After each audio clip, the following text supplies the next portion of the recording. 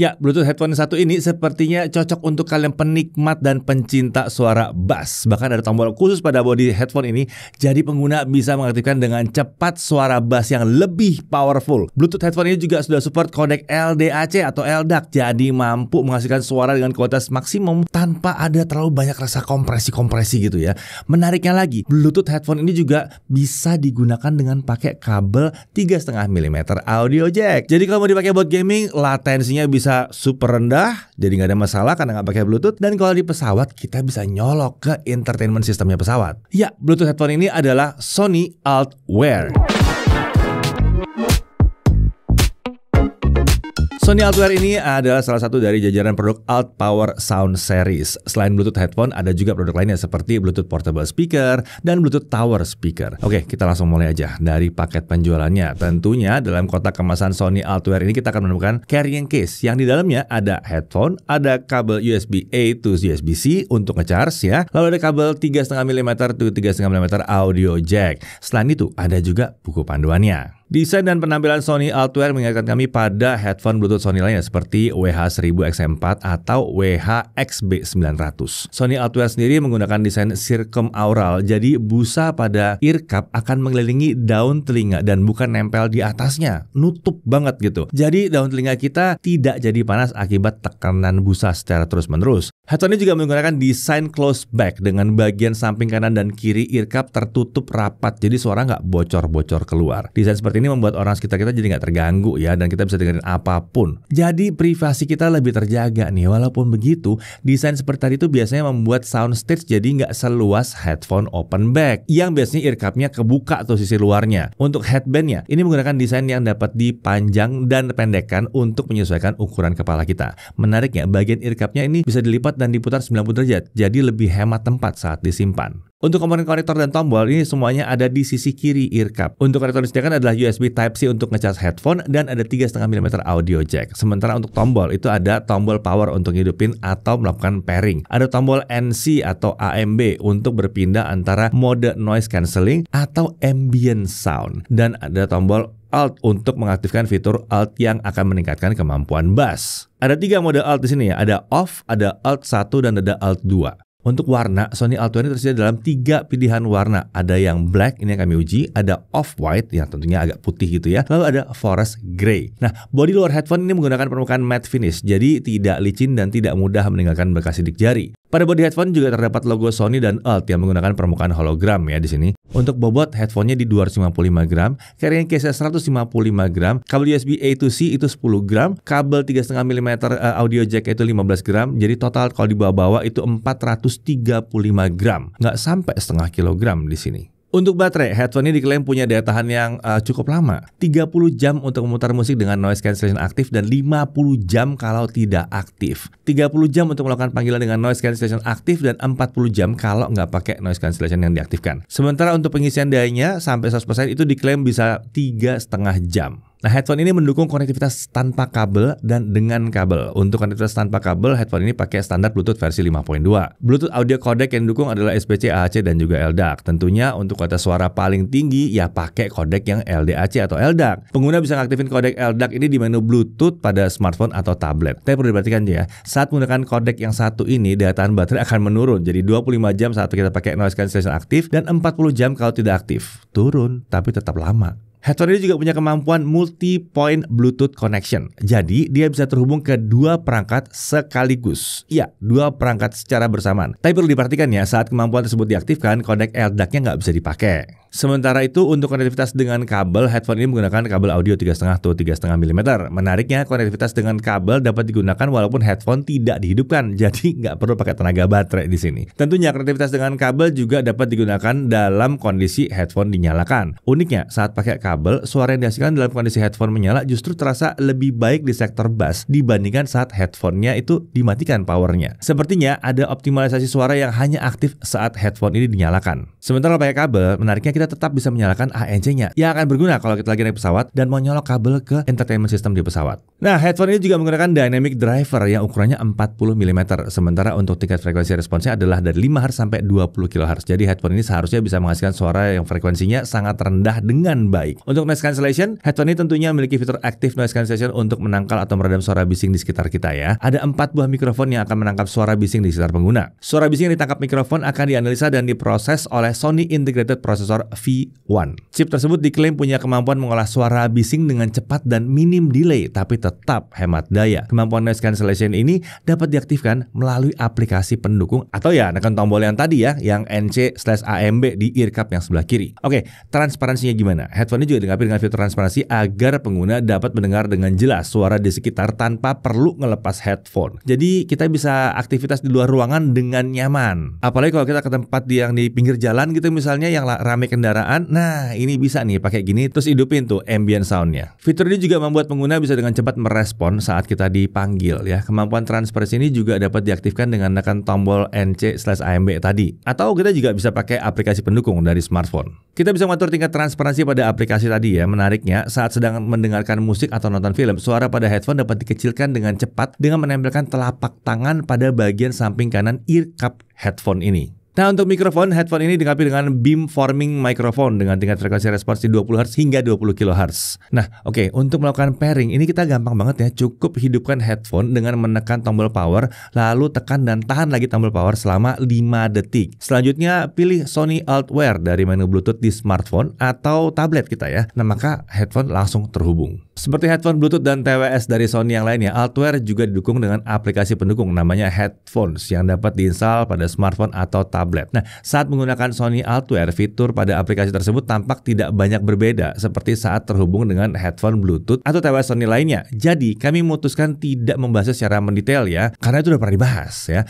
Lanjut untuk gesture control. Untuk gesture control, area sentuh ada di samping luar kanan ear cup. Sejumlah gesture control yang dimiliki headphone ini seperti misalnya ketuk 2 kali untuk melakukan play atau pause serta menerima atau mengakhiri panggilan. Usap ke arah depan untuk berpindah ke lagu berikutnya. Usap ke arah belakang untuk berpindah ke lagu sebelumnya. Usap ke arah atas untuk naikin volume suara dan ke bawah tentunya untuk nurunin volumenya. Ketuk dan sentuh area gesture control untuk menjalankan atau membatalkan fungsi voice assistant serta menolak panggilan masuk. Nah, untuk kenyamanan pakai seperti Bluetooth headphone Sony lainnya, Altwear ini terasa nyaman saat kami pakai dan tidak menjepit kepala secara berlebihan. Busa ear cup-nya terasa empuk dan mampu menempel serta menyesuaikan bentuk dengan kontur kepala kami. Jadi mampu memberikan isolasi suara dengan sangat baik sekali. Menurut Sony, komponen busa headphone ini dibuat dari teknik thermofoaming sehingga permukaannya bebas kerutan dan mampu memberikan tekanan ke kepala secara seimbang. Jadi lebih nyaman aja saat dipakai. Nah, untuk kualitas audio tentunya hanya bisa kami gambarkan aja ya. Nggak mungkin kami perdengarkan juga. Perlu diingat bahwa kami tidak menggunakan acuan standar audiophile. Kami adalah penikmat audio biasa seperti penonton kami pada umumnya. Nah, seperti yang kami sebutkan di pembukaan, salah satu daya tarik headphone ini adalah di sektor bassnya. Bahkan saat fitur alt tidak diaktifkan, suara bassnya itu udah mendentum dan menggebuk ya. Lalu saat mode alt 1 kami aktifkan, suara bass jadi terasa lebih dalam dan lebih kuat dibandingkan mode off tentunya ya. Sementara pada mode alt 2, suara bass yang dihasilkan jadi lebih kuat lagi sampai membuat headphone-nya sedikit bergetar-getar gitu. Uniknya, kalau mode alt 2 diaktifkan, suaranya akan dipelankan terlebih dahulu, kemudian naik kembali secara perlahan ke volume aslinya. Ini mungkin supaya kuping kita bisa beradaptasi dan nggak langsung kaget gitu dengar suara bass yang lebih keras. Ya, untuk sektor bassnya tentunya kualitasnya terasa mantap. Tidak terdengar bass yang asal bunyi-bunyi aja. Bass yang dihasilkan juga terkontrol dengan baik. Untuk sektor mid-nya, suara yang terdengar tuh terasa natural dengan detail yang sangat baik juga di sini ya. Sementara untuk sektor high, suara yang dihasilkan tuh jernih dan renyah juga, tapi nggak berlebihan. Jadi tetap nyaman di telinga juga. Secara keseluruhan, walaupun sektor bass jadi nilai jual utamanya, headphone ini tetap nyaman digunakan untuk mendengarkan berbagai genre musik. Detail setiap instrumen musik itu dapat dihadirkan dengan baik. Walaupun desain close back-nya itu membuat soundstage jadi tidak terlalu luas. Tentunya dengan suara bass seperti ini, headphone-nya juga cocok digunakan untuk nonton film atau main game. Tapi kalau dipakai untuk main game, sebaiknya sih pakai koneksi kabel ya, supaya nggak ada delay-delay. Nah, mic pada headphone ini ternyata juga mampu menangkap suara kami dengan baik ya. Suara kami masih terdengar natural tanpa ada terlalu banyak distorsi yang berarti.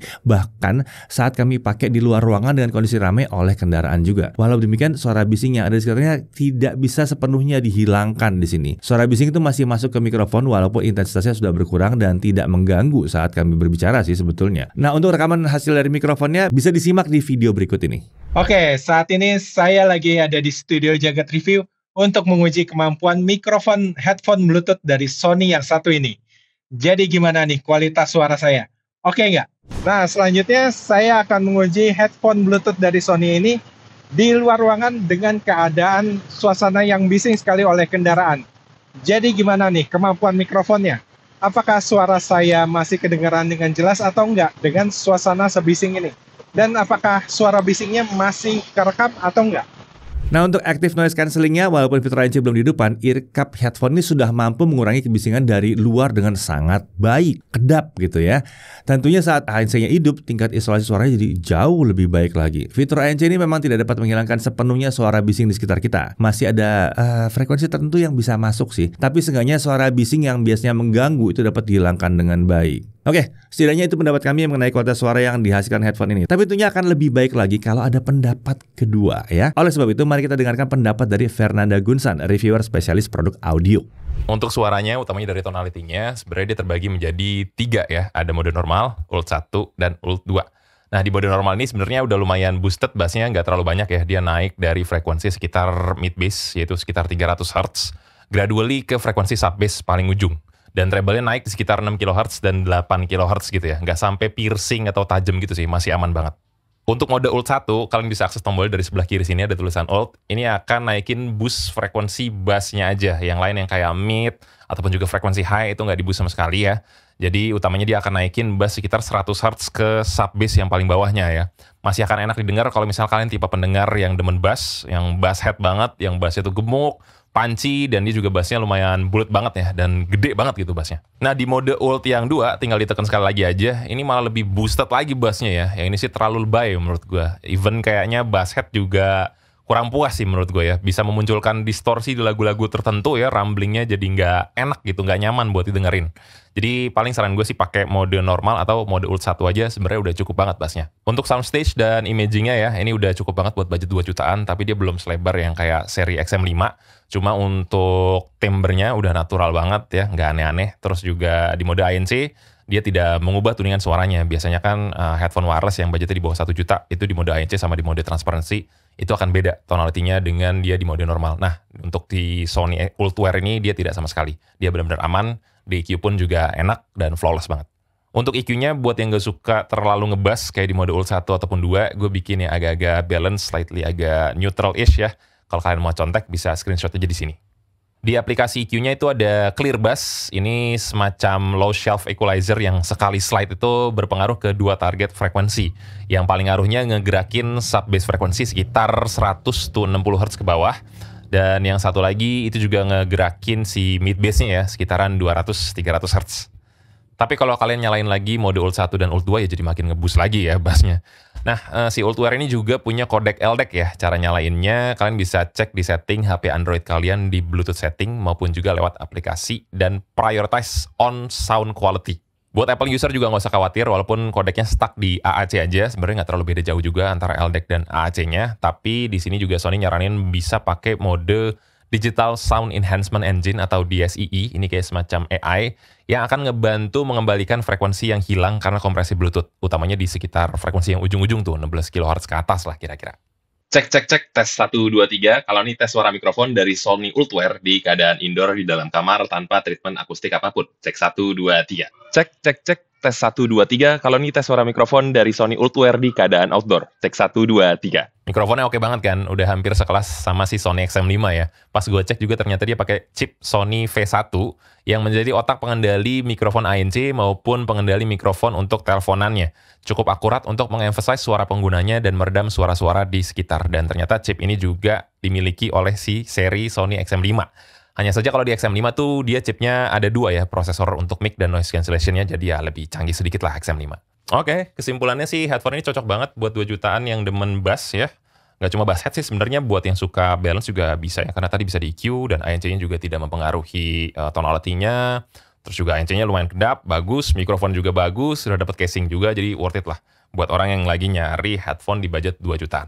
Lanjut, untuk battery life-nya, untuk daya tahan baterai, Sony Ultware ini ternyata punya kemampuan yang sama hebatnya dengan WH-1000 XM4 maupun 1000 XM5 yang harganya lebih tinggi. Bahkan Ultware ini mampu bertahan hingga 50 jam untuk mutar musik, sementara untuk WH-1000 XM5 itu cuma mencapai 40 jam. Jadi dengan daya tahan hingga 50 jam, pengguna bisa mendengarkan musik selama 2 hari penuh terus-menerus sebelum akhirnya di-charge kembali. Jadi kalau mau dibawa naik pesawat yang 12 jam, bahkan 20 jam, nggak ada masalah nih, nggak perlu ngecas-ngecas. Oke, untuk harganya ada di Rp2.999.000 dengan garansi selama 1 tahun dari Sony Indonesia. Nah, sekarang kita masuk ke hal yang perlu diperhatikan. Pertama, karakter suaranya mungkin kurang cocok untuk orang yang tidak suka kalau bassnya terlalu dominan. Lalu kemudian masih ada sedikit suara bising yang masuk ke mikrofon saat di tempat yang ramai. Kemudian kodek LDAC ini tidak bisa digunakan kalau kita pakai mode multi-point Bluetooth connection. Dari sisi menariknya, karakter suaranya cocok banget buat yang penikmat bass. Dan ini berarti sebetulnya banyak orang Indonesia yang cocok dengan satu ini ya. Kualitas suara secara keseluruhan tergolong memuaskan untuk kelas harganya dan dia nyaman dipakai. Nggak ngejepit kepala secara berlebihan. Ringan juga, nggak berat-berat amat yang satu ini. Mikrofonnya juga mampu menangkap suara pengguna dengan jelas walaupun lagi rame ya. Lebih natural aja gitu. ANC-nya juga mampu merekam suara bising dengan baik. Proses pairingnya juga mudah. Udah support LDAC juga dan bisa terhubung ke 2 perangkat sekaligus. Penting nih. Lalu dia bisa digunakan tanpa kabel dan juga bisa pakai kabel. Baterai juga sangat irit sampai 50 jam. Ya, pada akhirnya Sony Ultware ini adalah salah satu pilihan Bluetooth headphone yang sangat menarik kalau karakter suara yang dicari itu dominan di bass, tapi tetap bisa menghasilkan sektor mid dan high yang bagus. Apalagi kalau yang dibutuhkan adalah Bluetooth headphone yang fiturnya sangat komplit seperti yang satu ini, tapi harganya